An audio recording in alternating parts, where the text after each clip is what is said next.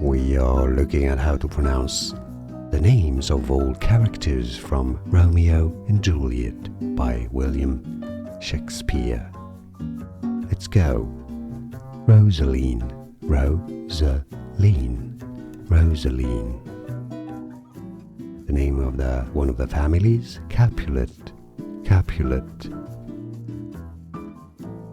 The other family, Montague, Montague. Tybalt, Tybalt, Tybalt. Lucentio, Lucentio. Mercutio, Mercutio. The city where the story takes place, Verona, Verona. Friar Lawrence, Friar Lawrence.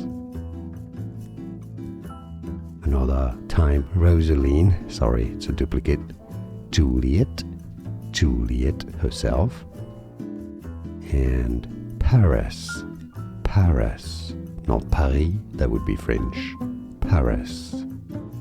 Romeo, Romeo.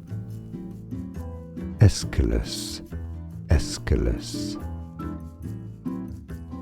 Rosaline again. Why is Rosaline everywhere? I'm not sure. Benvolio, Benvolio, Montague, and more videos for you here to learn more character names and more vocabulary, including from Shakespeare. See you there. Thanks for watching.